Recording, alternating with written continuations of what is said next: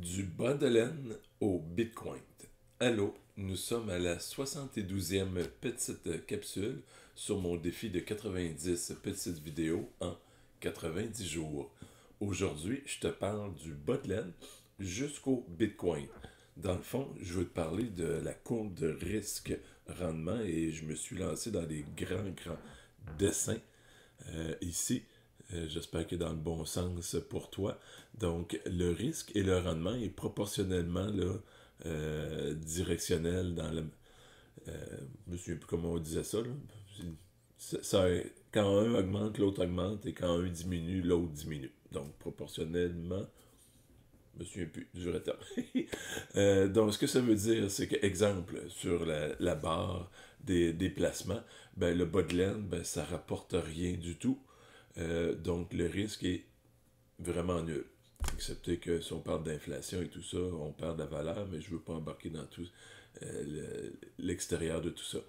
On va dans des choses garanties, des dépôt à terme, des placements d'institutions financières où est-ce qu'ils te donnent un petit pourcentage de rendement. Parenthèse, eux, ils peuvent prêter, si tu prêtes 1000$ à 1%, eux peuvent prêter tout près de 100 000$ à un peu plus de pourcent. Donc, assez rentable, les banques. On rentre dans le marché monétaire par après, donc peut donner un petit peu plus de rendement, mais un petit peu plus risqué. Si on va dans les obligations, ben là, on peut commencer à aller chercher un petit peu plus de rendement avec un petit peu plus de risque. Ça nous amène à tout le marché des actions, donc à la bourse et tout ça. Donc là, il y a beaucoup plus de risques et beaucoup plus de possibilités de faire des rendements. Et depuis quelques années, on entend parler du Bitcoin, donc c'est une autre façon d'investir. Les risques sont encore un peu plus grands, donc les rendements potentiellement plus intéressants.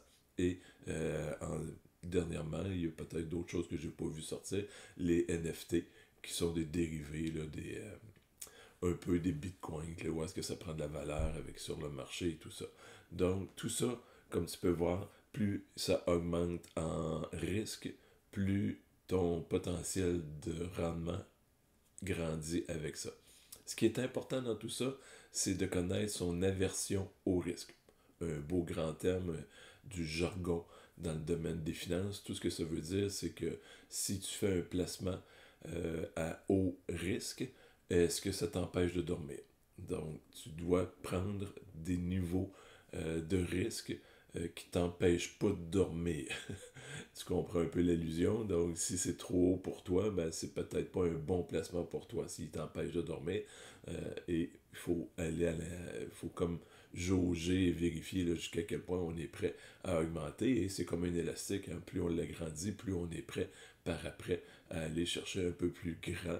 Donc, viser un petit peu plus de rendement, un petit peu plus de risque, mais on commence à connaître un peu plus les choses. Donc, si tu as trouvé de la valeur, ben, je te demande de partager. Ça fait 72 petites capsules là, que je sème des petites pépites d'or avec des astuces et des trucs qui touchent les finances personnelles et quelquefois la gestion du temps. Donc, merci de partager à l'avance et je te souhaite une sucrée de belle journée.